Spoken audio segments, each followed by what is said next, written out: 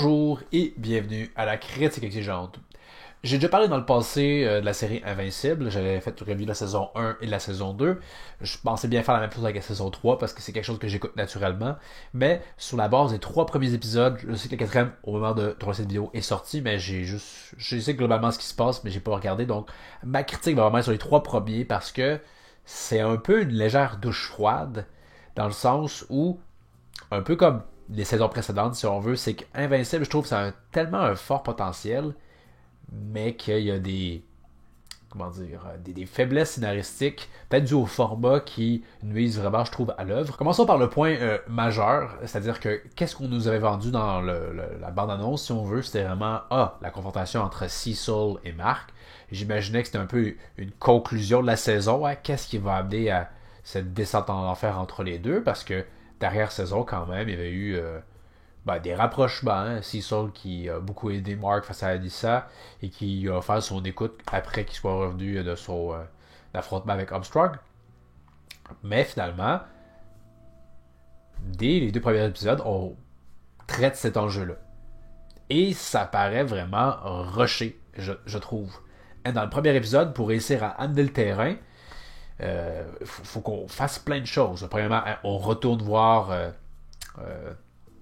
un des victimes de Sinclair, le chum de l'ami à Marc, pour nous rappeler que, mon Dieu, il est encore traumatisé, ça fait encore mal. On sort un frère à Duplicate de nulle part, qui débarque un peu de nulle part. De mémoire, là, je pense qu'il est dans le bureau de l'agence secrète pour savoir finalement où Rex s'en va, etc. Mais pourquoi il y en a juste contre Rex, lui? Pourquoi il débarque à ce moment-là? Surtout, comment est-ce que Duplicate avec Immortel peuvent arriver aussi rapidement dans... je veux dire, Paul semble être arrivé, et ensuite, que eux arrivent, on est 4 minutes plus tard, là. Gros max. Ça n'a juste pas de sens. C'est vraiment juste là pour démontrer que Mark veut pas faire de concessions. Paul mérite d'aller en prison, c'est un criminel, il y va, même si c'est le frère de Duplicate, pour faire résonance avec ce qu'on a plus tard. Mais c'est hautement suffisant, hautement insuffisant. Et de la même façon aussi, Mark semble vraiment être un peu soudainement trop tête brûlée. Je peux comprendre qu'il soit fâché contre Sinclair et c'est Reaniman par l'extension. Mais à ce point-là, fâché contre Darkwing, au point de le taco, du fond, c'est dessus très gratuitement, alors qu'il vient de vous sauver, même à 2 reprises, si on veut. Non, pas à ce point-là. De la même façon, quand Immortel lui dit « Hey, on va voir on va regarder, on va trouver ensemble la vérité, y voir plus clair ensemble. » Marc est comme non, je vous emmerde et moi je pars tout seul. Pourquoi? Pourquoi il est à ce point-là frustré? Est-ce que c'est le poison encore dans son corps, qui guérit d'ailleurs vachement vite, précisons-le. Donc, je trouvais que justement, l'espèce d'idée de Mark qui doit travailler sur sa colère, amenée de façon très abrupte à la fin de la 2e saison, mais c'est comme si on poursuivait un petit peu cette idée-là ici, mais que ça n'a justement pas été amené, on n'y croit pas des tonnes. Et de la même façon, et quand même, ils ont je trouve, un bel échange initial entre Cecil et Mark. D'ailleurs, Cecil fait, je trouve, d'excellents points, lui demandant de lui faire confiance, comme quoi il va s'en servir de eux pour faire le bien. Mark refuse, mais il fait pas de menace. Donc, Cecil, soudainement, va dans la White Room pour sa sécurité et active même le truc dans la tête de Mark. Il n'y a rien dans les actions de Mark qui le justifiait vraiment.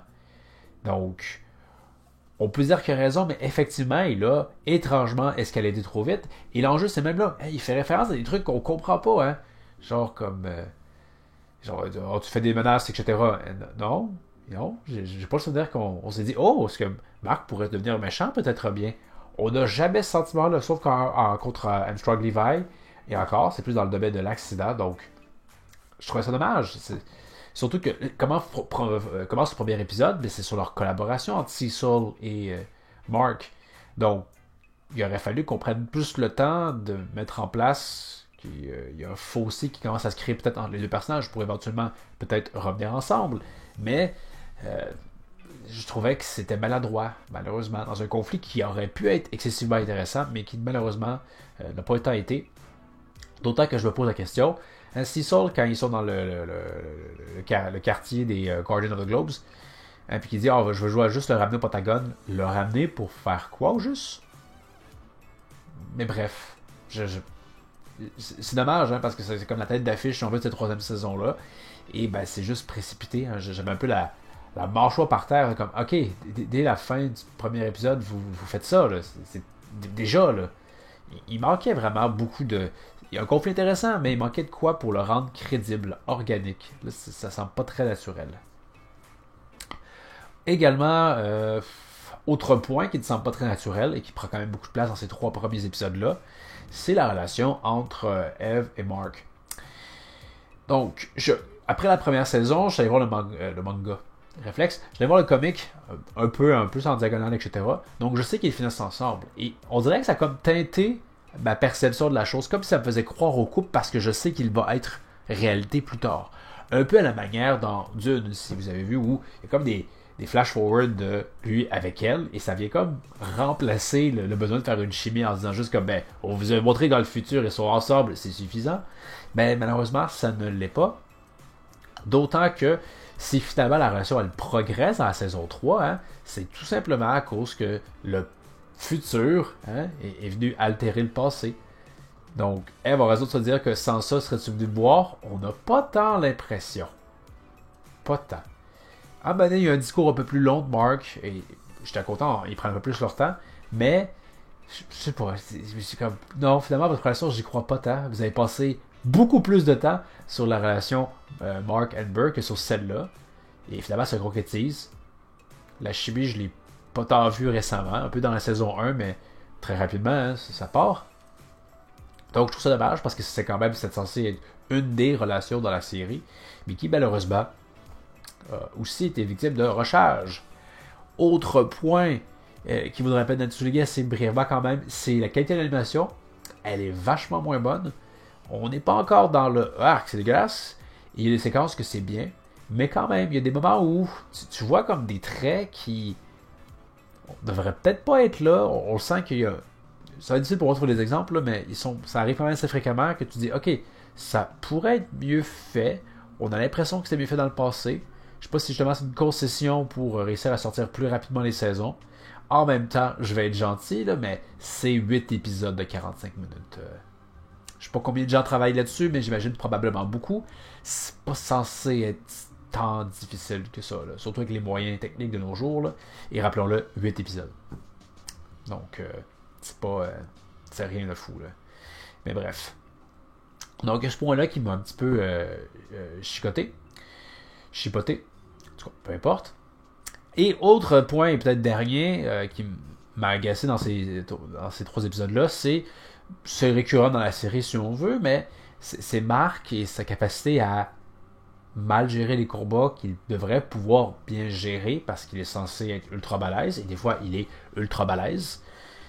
Je veux dire, dans l'épisode 4 quand même, j'en parle, mais je l'ai vu là, donc encore une fois spoiler là, mais il arrache très aisément à la tête de Immortal. Ça a l'air d'être aussi facile de faire ça que d'arracher la tête d'un clone de Paul. Il doit y avoir quand même une différence notable entre les deux. Donc, s'il est si fort que ça, pourquoi est-ce qu'il en arrache contre des méchants assez lambda et même contre les Maulers? Il n'aurait même pas dû se faire toucher une fois par ce foutu rayon. Là. Il n'est pas censé être si mauvais que ça. Là. Mais tout ça est là. Pourquoi? Pour que ça permette à l'espèce de récit avec Oliver de se produire. D'ailleurs, c'est un personnage casse-couille, je trouve. Parce que là, enfin, il est là comme personnage. La saison précédente, c'est davantage, il parle pas, etc. Là, il parle et il est un jeune gamin chiant. Et comment les parents le gèrent. Debbie et Mark, c'est aussi un peu débile, dans le sens que vous voyez clairement que ça va déraper. Puis ils font jamais rien pour vraiment accentuer le fait, comme s'ils avaient peur de ne pas pouvoir le contrôler. Je sais pas trop quoi. Mais bref, si Oliver, qui a découvert, on dirait, ses pouvoirs il y a 2 semaines, est capable de atomiser les Maulers s'il se met sérieusement, Mark, tu devrais être largement capable de, pas les tuer, mais de les vaincre en un seul coup. Tu devrais être capable. Or, ce Mark-là, qui a le droit techniquement d'entraînement, qui a tout amélioré, face aux Maulers, mais face à tout le reste, je le ressens pas. J'ai pas cette impression-là. La seule impression que j'ai, c'est peut-être dans l'épisode 4, quand on dirait qu'Immortal n'est pas capable de le blesser malgré toutes les attaques lancées. Il n'a pas l'air blessé, donc il y a ça, mais autrement, Mark ne fait pas une meilleure figure, hein, malgré tout son entraînement face aux créatures sous la Terre, il réussit même pas à faire une bonne performance. Donc, il y a ça. Genre, à quel point les forces sont toujours un peu écosystantes. Là, on peut vaincre facilement, mais pas là. Pourquoi? On dirait que c'est juste un peu moins bien réfléchi. Donc, ceci conclurait mon avis sur ces 4 premiers épisodes de Invincible. Encore une fois, c'est pas pour être méchant. Je voudrais apprécier grandement cette série-là, mais je trouve qu'on est passé à côté de quelque chose qui est encore plus grandiose, mais que finalement, on a juste un gâteau bon, mais malheureusement, le crémage n'était pas à la hauteur. Par contre, hein, je peux le soulever, le début de l'épisode 3, dans son passage un peu plus silencieux, où on entrevoit 2 méchants lambda et qu'est-ce qui font en sorte qu'ils vont vers le crime, c'était une belle séquence. Très bien. Encore une fois, juste dommage qu'après Mark n'est pas capable de les vaincre facilement, alors qu'il devrait. Mais bon, c'était une bonne séquence, je vais quand même soulever les bons trucs là-dedans. Cecil, malgré tout, est quand même un personnage hyper intéressant et continue de l'être à travers ces passages-là. On apprécie les flashbacks justement par rapport au personnage. Donc voilà mon avis sur le début de la série Invincible. Vous pouvez m'en faire part dans les commentaires. Qu'est-ce que vous avez pensé de ces 3 premiers épisodes-là? Et est-ce que vous trouvez que le conflit Mark-Cecil est autant rushé que moi? Donc faites-moi en part dans les commentaires. Pour la prochaine critique exigeante, c'est l'occasion de revenir sur Solo Leveling, que je suis malgré le fait que j'ai pas tant détesté ni très apprécié la saison 1. Et force de constater que la saison 2, ça confirmait un peu ma crainte. Il n'y a pas de tension dans cette série-là, donc c'est l'occasion de déplorer ce fait. Donc, merci d'avoir regardé. N'hésitez pas à vous abonner et je vous dis à la prochaine critique exigeante.